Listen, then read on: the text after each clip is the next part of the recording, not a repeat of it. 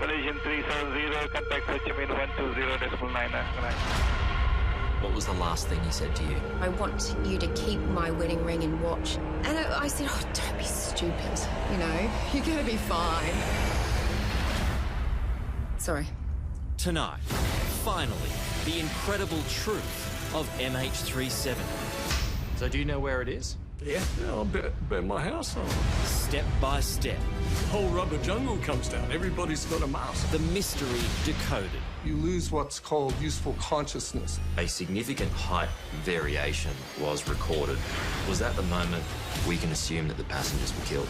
The experts and the shocking new evidence. Did they ever mention fire on board, hijack, terrorism? A revelation from a Prime Minister. I want to be absolutely crystal clear. That will send shockwaves around the world.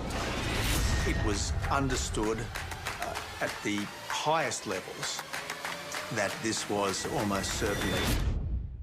If that's true, then that would have to point to some kind of cover-up.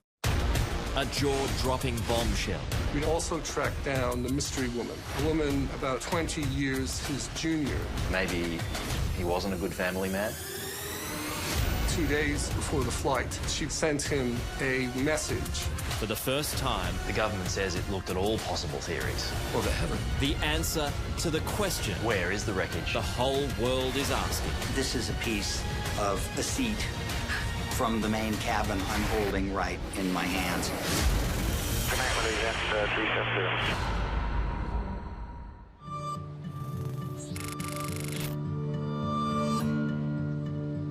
In the history of aviation, there's never been a mystery like Malaysia Airlines Flight 370.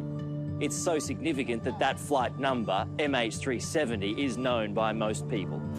It was a modern passenger aircraft that took off from this runway in Kuala Lumpur on the 8th of March 2014 and simply vanished from the radars with its pilots, its crew and its passengers on board.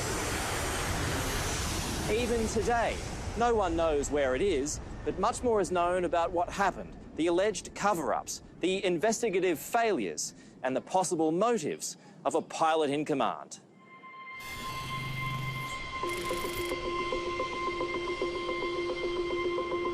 It's a balmy evening with a moonlit, cloudless sky, and it's business as usual at Kuala Lumpur International Airport.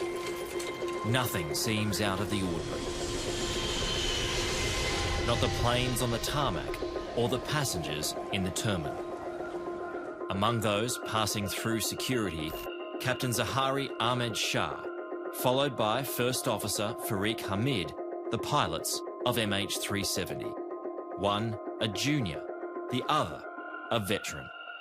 He has been flying on 777 as a captain since 1998, and he has clocked well over 16,000 flight hours, so a very senior captain. Just after midnight, as this security vision shows, the last of the 227 passengers and 12 crew members board the Boeing 777. New Zealander Paul Weeks is among them. He's on his way to China for a new job in the copper mines. I know he sent an email to his brother saying he had taken a sleeping tablet and had some brandy in the business class lounge, and he was ready to just relax and sit back and have a nice sleep. It's the last time Paul or anyone else on board will ever be seen again. 370, 3 to right of takeoff. Nice.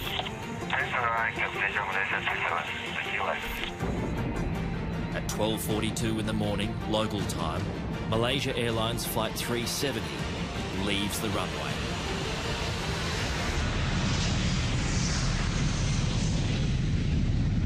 Weather conditions are fantastic. It's a really dark night, and it's about 1:15 in the morning.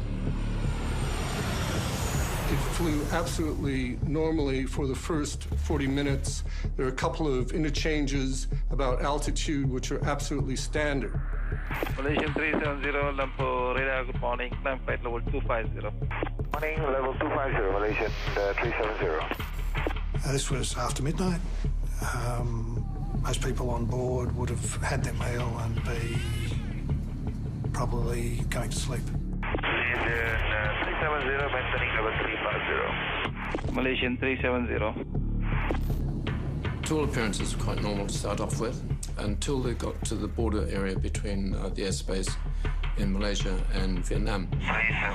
40 minutes into the flight, a whole lot of things happened in very rapid succession. It's now 1:19 in the morning. MH370 is about to cross from Malaysian to Vietnamese airspace, which means responsibility for the aircraft is handed over to air traffic controllers in Ho Chi Minh. But before it crosses from one air traffic sector to another, a final goodbye and some famous last words. Good night, Malaysia 370.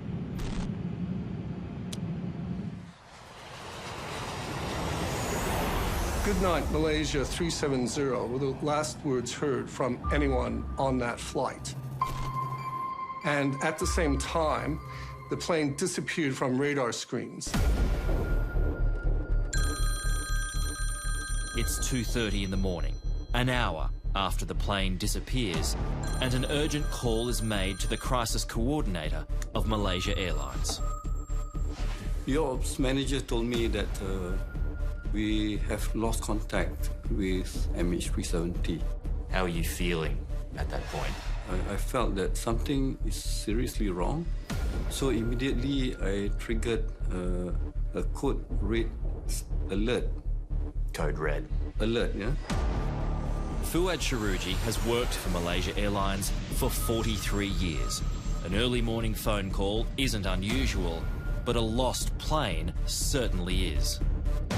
The aircraft was supposed to land in Beijing at 6:30 a.m. So were you still hoping that MH370 would still arrive in Beijing? Yes. 6:30 a.m. in Beijing, when the plane should have landed. Delayed flashes on the arrivals board. Panic sets in. The last point of contact is over the South China Sea, so that's where a search is launched. That was the last known location, so our assumption is that the aircraft has probably gone down in South China Sea, and for whatever reasons that we cannot explain, we do not know.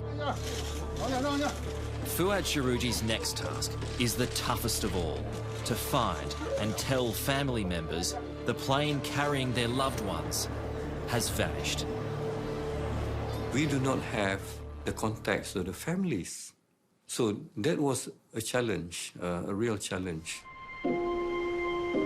No one in Australia gets the courtesy of a call from the airline. Danica Weeks is told by a reporter her husband is missing. I got a call from a lady in New Zealand and she asked for Paul. And I said, oh, no, sorry, look, he's on a plane to Beijing at the moment. And she said, so you don't know? And I said, well, no. And she goes, there's been an incident with the plane. Sorry. So obviously I just assumed it was a crash. I dropped the phone. All I remember is running into the backyard, screaming. Jeanette Maguire gets a dreadful call too about her sister Kathy and brother-in-law Bob. I hung up the phone and then my husband's asking me, what is it? And I couldn't talk. And I was just the TV, the news, and then it was all over the TV. Relatives are staying close to airports in Beijing and Kuala Lumpur, awaiting any word of what's happened to their loved ones. And they had the simulation of the flight on the screen. It was due to land in Beijing at 6:30 a.m. And my two boys were just looking at us like, what's going on? And I've said, that's Cat and Bob's flight. No news, no nothing, so still waiting. And I went outside to ring my sister Eileen.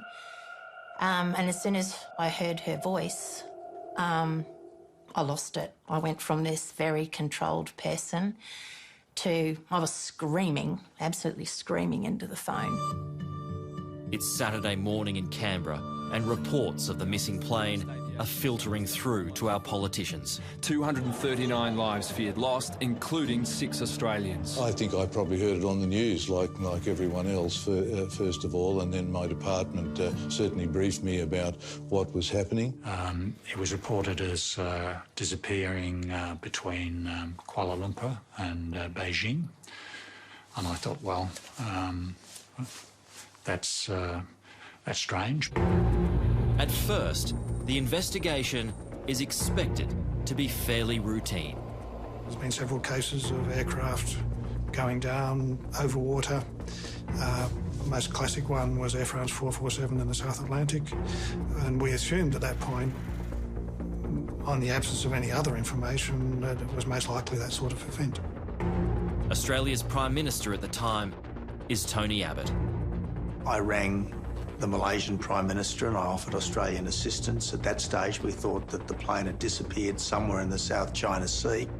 There are sightings of oil slicks off Vietnam and possible floating debris, but all prove false. We have not found any wreckage, no wreckage whatsoever.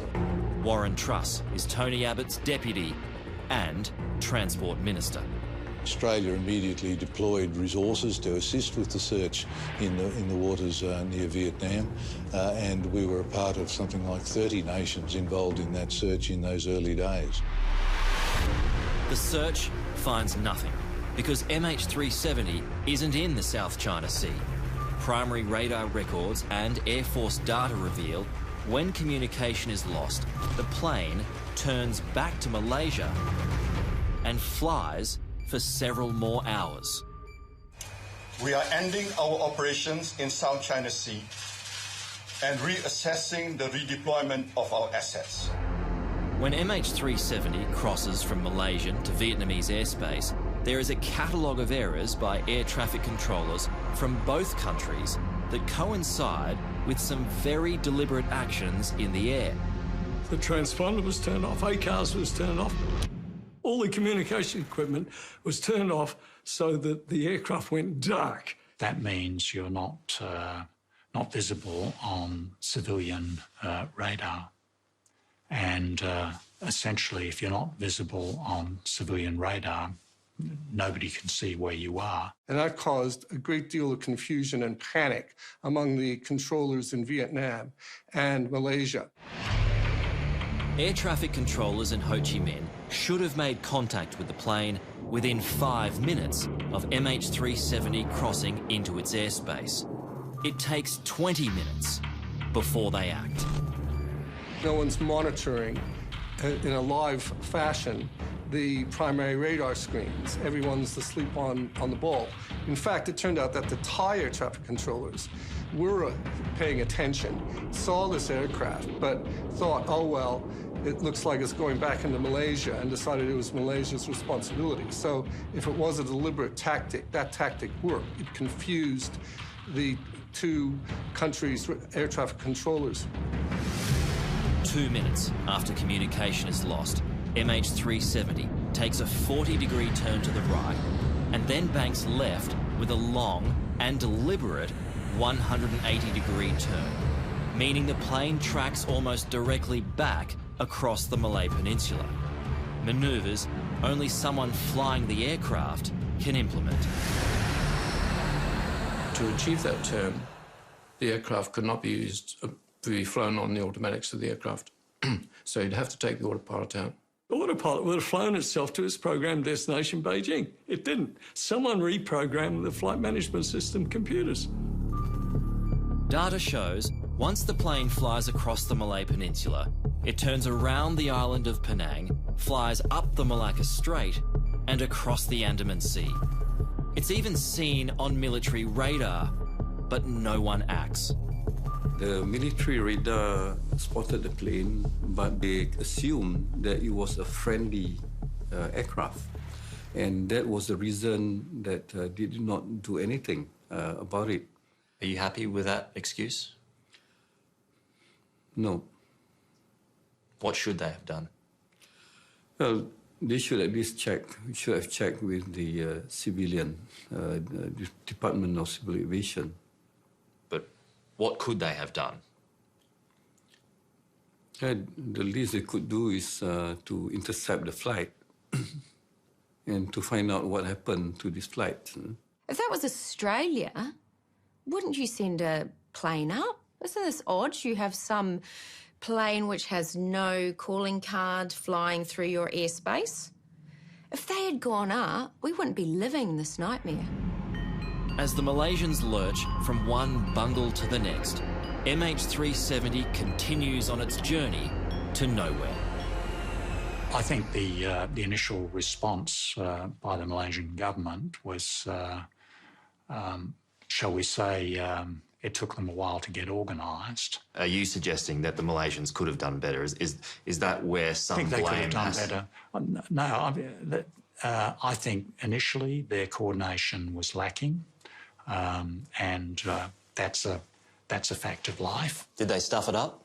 Well, I think that's too strong, but there are certainly cultural issues that were associated with it all, and also, and I think this is a very, very important point, families wanted answers to questions, and no one had the answers.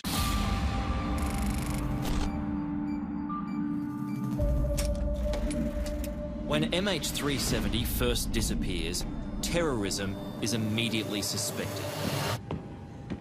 But could it be one of the pilots or one of the passengers? In the government's official report, it referred to the potential of a third party being involved. What was the third party, or who was the third party? The third party could be anyone else apart from the crew who actually entered the cockpit and took control of the aircraft. What do you think the chances are of that? Well, there is, again, another probability. There is a possibility that it can happen. This idea is seriously considered. There are 2 Iranian citizens travelling on false passports. But that possibility is discounted by experienced pilot Byron Bailey. Well, you're saying in that 2 minutes from when the captain said goodnight, we'd had to get past the cabin crew, through a locked reinforced door, overpower the pilots, remove a pilot from his seat, get in the seat, turn everything off, and then commence a manually flown turn. And he would have to have been a very, very experienced Boeing 777 pilot to do that, all within 2 minutes. Not possible. Not possible.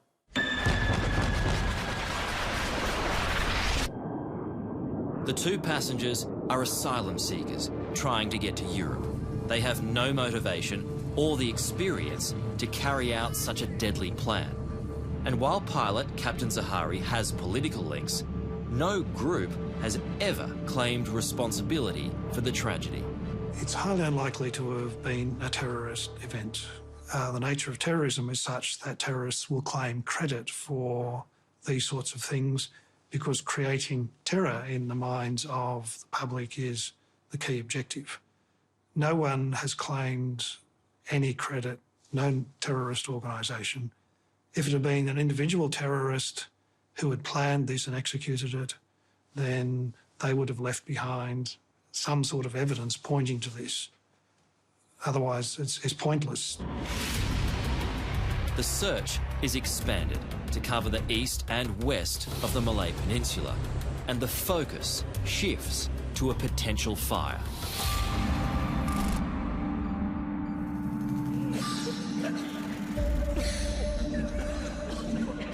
The second theory is that there was an onboard fire. The captain made some attempts in this partly burnt out cockpit to try to fly it, but some controls were burnt out, the communication systems were burnt out, and he tried going this way, that way, but eventually he ran out of oxygen or just decided that the case was lost and turned the aircraft south, where he knew when it crashed no one was going to be hurt on the ground. So it was a noble attempt to move the plane away from land. That's right. So that only those on board would have died. That's right. On the 2nd of September 1998, Swiss Air Flight 111 crashed into the Atlantic Ocean off Nova Scotia. Gee, hard to believe that's all that's left of a seat, huh? It was brought down by a fire which started in the cockpit and rapidly spread until the aircraft lost control. All 229 people on board were killed on impact. It wasn't anything anywhere near recognizable as a flap or a flaperon in that crash. It was just millions of small bits. In their own unfolding crisis, Malaysia Airlines considers the possibility of a fire on board MH370. Maybe the plane is continuing as a so-called ghost flight with nobody at the controls. I believe that there was fire on board the aircraft would have gone down. I completely rule out that theory.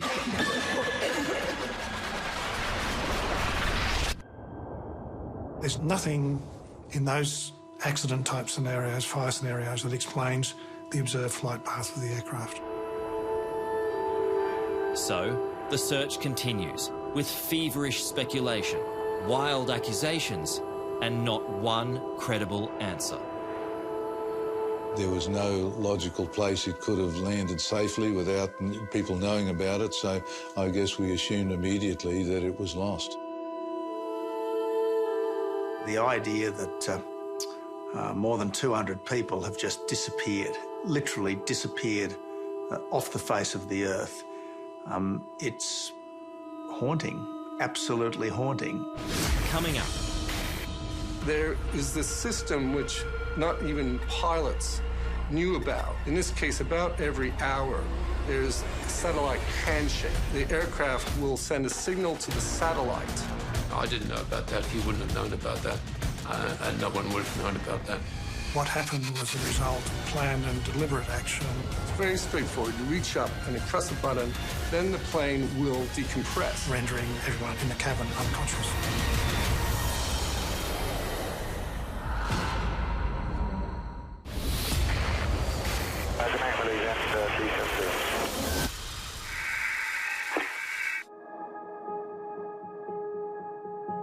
Danica Weeks was lucky in love.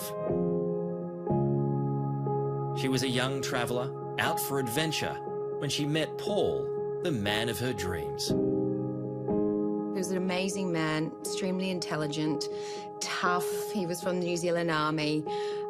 We met in the Hofbrau house at Munich Beer Fest, moved in 2 weeks later, and look, it was love straight off the bat. It may have been a whirlwind romance, but it led to a wedding and 2 little boys. Paul and Danica were together for 14 years. I'd like you all now to raise your glasses and join me in a toast to my beautiful bride, Danica. They had planned on celebrating their 10th wedding anniversary by watching this video. It was one of their many plans that would never happen. We had plans that we were going to live down the road from the boys when they were older, whether they liked it or not. And all these plans we had, and he had this amazing job, and life was good for us. It was really good. He was an incredible man. You moved in quickly. What was it about him that struck you that you thought, well, this guy's a keeper? Oh, everything about him just drew me to him. Incredible man, beautiful family man too. I knew he'd be amazing with children, and he was with the boys. Paul Weeks was on his way to China to work in the Rio Tinto copper mines in Mongolia after an induction course in Beijing. It was his first trip, and he was excited. This is Paul playing music with his young sons the day before he left. Like, before he left, we were sitting outside having a glass of red wine together in Perth, and he said to me, I am so happy right now. He said, I have you, I have the boys, I have this amazing job that's ahead of me. He was so excited, and that's the one thing I hold on to. Paul would still be alive if he caught the plane he was supposed to. Fate dealt a cruel hand after a late flight change. At first, he was booked on Cathay Pacific, and it was only a day and a half before he got on the flight that it changed to Malaysian Airlines. What was the last thing he said to you? when he was heading off to Mongolia, he said, look, I can't wear my wedding ring and watch on site. Obviously, they're not allowed to, working with big machinery. And he said, so I want you to keep my wedding ring and watch and give the ring to the first son that gets married and the watch to the second son. And I said, oh, don't be stupid, you know. You're going to be fine. You'll go there, come back. On the 8th of March 2014, MH370 disappears. It triggers one of the biggest searches in history, from the South China Sea to the Andaman Sea, a search that's about to expand into uncharted territory, thanks to an unknown satellite. I didn't know about that. He wouldn't have known about that, and no one would have known about that. There is this system which not even pilots knew about until MH370, which is that although he turned off all these systems he could turn off, there's one which emits via satellite data from engine performance. And the way it works is that, in this case, about every hour, there's a satellite handshake.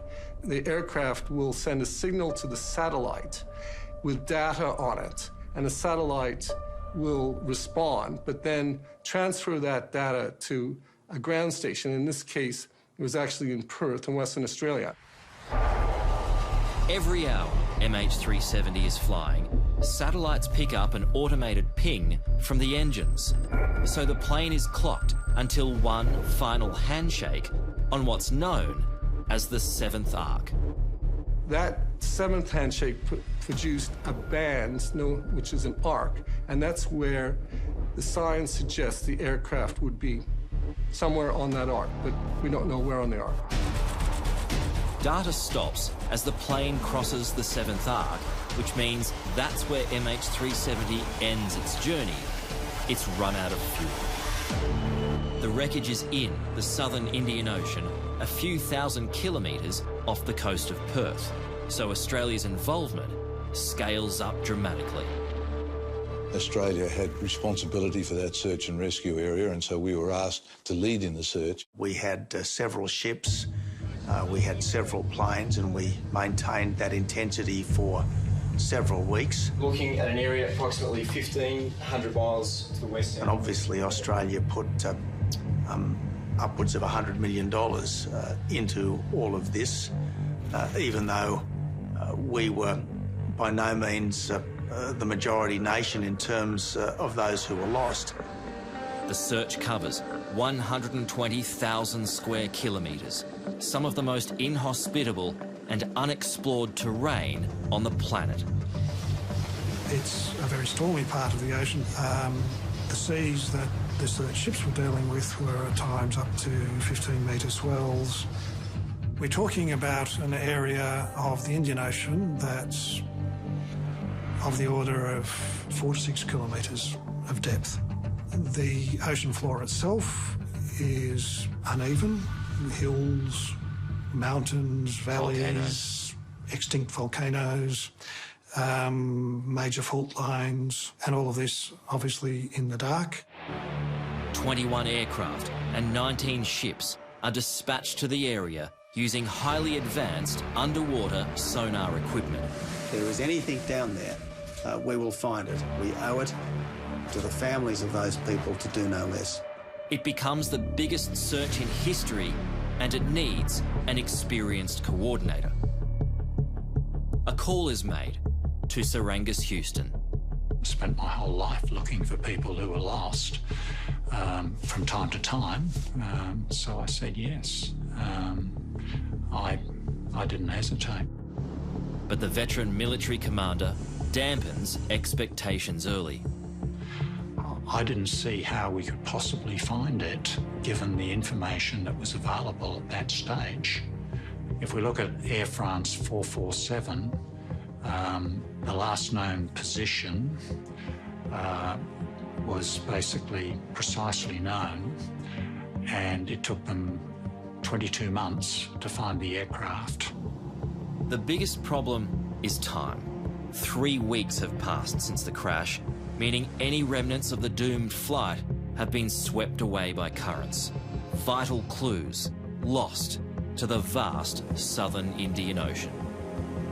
In a visual search, your best chance of finding anything is in the first 12 to 16 days, and we were well past that point. So visually, we were in a very challenging situation. Debris is spotted, but it's not from MH370. Then, a breakthrough. 2 distinct pinger returns were audible. Significantly, this would be consistent with transmissions from both the flight data recorder and the cockpit voice recorder.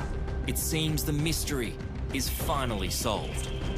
Yes, we became quite excited when they came up, most definitely. The ship's using the towed pinger locator. In coming days, Mini-subs are deployed to look for the wreckage, but nothing is found. The pings were false alarms. Again, promising leads take investigators nowhere. It's tiring and vexing work.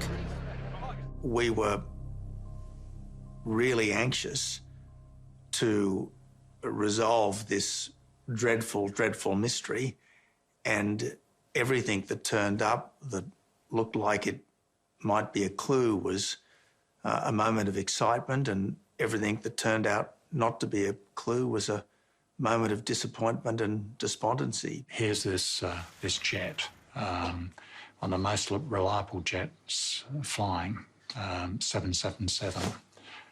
It disappears, and you have loved ones aboard. Well, what happened? Well, we don't know what happened. Where is it? We don't know where it is. We're searching, we're using everything that's available to us, but we can't find it. Throughout it all, the families ride every promising high and devastating low. You know, you can only process so much emotionally in that. And it destroyed me. I mean, not as much as the day of losing Paulie, but when he went first missing. But that hope, and then just to be dashed every time, it was just a roller coaster. By now, it's almost certain this is no accident. The innocent passengers and crew have no idea MH370 is the vessel of a sinister plan.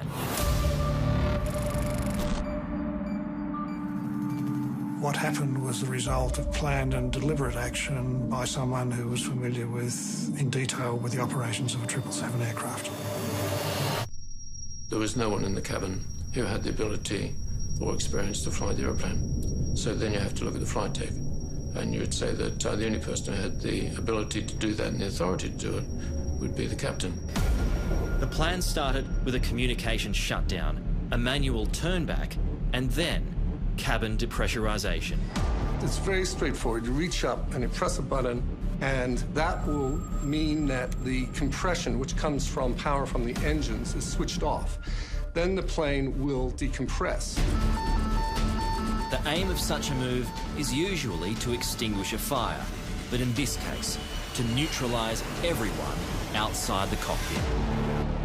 I have no basis for disagreeing that if this was a planned event, that there would have been an attempt to find some way of rendering everyone in the cabin unconscious. The whole rubber jungle comes down. Everybody's got a mask, you know, and people are pulling it down, and people are making sure they're putting it on, a mask on their children, and so on. They're waiting for the cabin crew to actually sort of tell them what's going on. What passengers wouldn't have known is they each had about 12 minutes of oxygen, ordinarily enough air to survive on, while the plane drops to an altitude where they could breathe normally again. But on MH370, military radar discovered the plane actually increased its altitude, so passengers quickly ran out of air. It's a theory that may explain why not a single text message or call was attempted. key to this is that it was about 18 minutes before the aircraft got back over Malaysian airspace, that's to say back into mobile range. And the suggestion there is that he timed it such that everybody would have run out of oxygen in the passenger cabin before it got back over land and into mobile range. And as a result of that, no one was able to make an SMS call or a telephone call. On the MH370 final report, it goes on to show that a significant height variation was recorded from over 31,000 feet to over 39,000 feet in the space of about 15 seconds. Was that the moment we can assume that the passengers were killed? You have to say that there's some doubt as to how reliable the assumptions about variation in height are.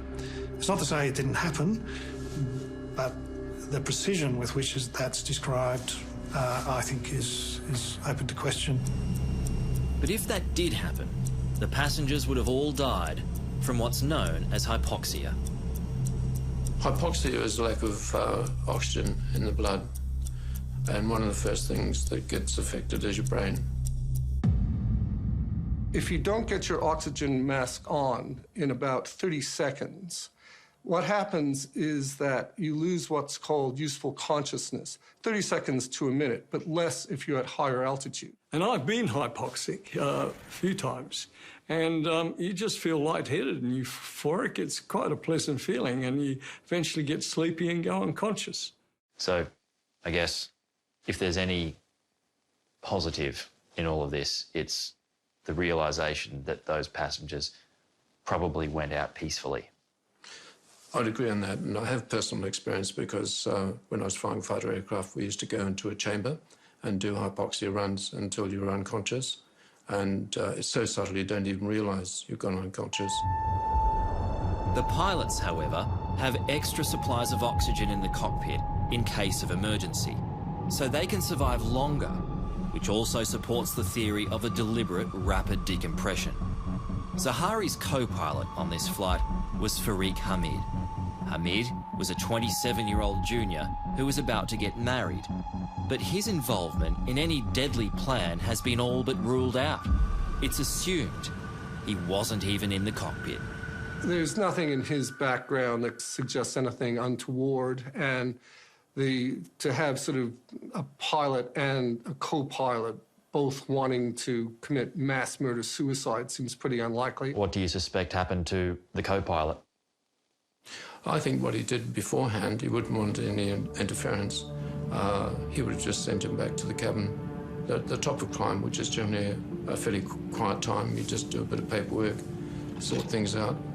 He probably said to him, go back, get a coffee, or could you go and get something from the cabin for me? And the co-pilot's under training. He would do exactly what the training captain would ask him to do. And once he's on the other side, just lock the door. This has happened before. On the 24th of March 2015, Andreas Lubitz brought down Germanwings Flight 9525 and crashed it into the French Alps. Lubitz, who suffered from depression, locked his co-pilot out of the cockpit before steering the plane into the mountains, killing all on board. Is this what happened to MH370?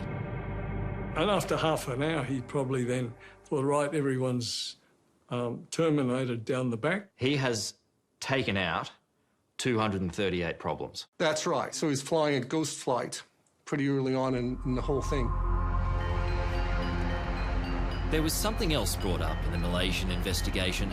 30 minutes after the original diversion, MH370 made a slight bank right as the plane flew over Penang, with, it's now presumed, 238 dead bodies on board. Once he hit landfall over the border, essentially, between Thailand and Malaysia, he then flew along the border, went past Penang, where he dipped his wing, and that was his hometown, by the way. Now, it's relevant that the captain was born in Penang and he was educated in Penang. And you say, well, this is not a coincidence. It's a little bit more than a coincidence. And this is my last time I'm going to see it. And it's like returning to a degree from where you came from. So it's almost as if it was a... Yes, exactly. Final farewell. Yeah.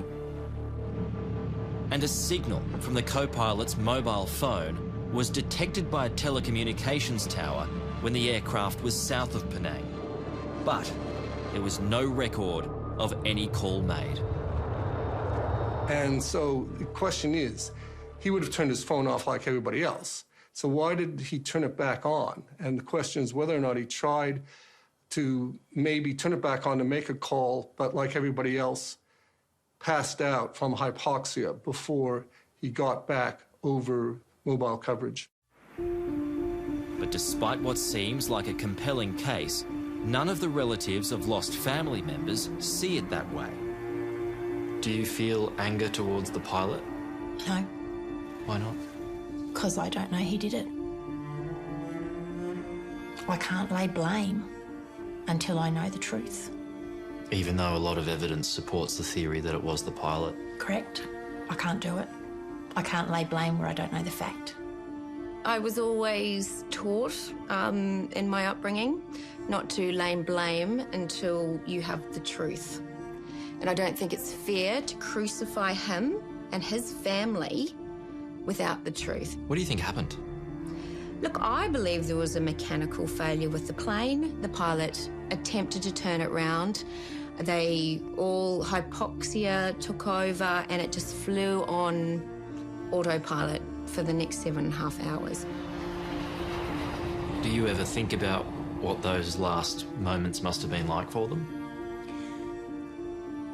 I try and make them pleasant. Part of the counselling that we did was to come to your own ending, make up your own story that you want to live with. Mine was they've gone to sleep and they've not known about anything. I think they're aware of the tragedy that happened around them. Something happened, they're aware of that, but for me the ending is they've gone to sleep. Coming up. When the flaperon was found, how did you digest that news? I was relieved that they'd found something, that, okay, we're on the way to find them now. We're nearly 6 years on, and the wreckage still hasn't been found. I'm not surprised. We're looking for a needle in a haystack. We're not quite sure which haystack to look at. I don't think anyone should rest until we have found those people.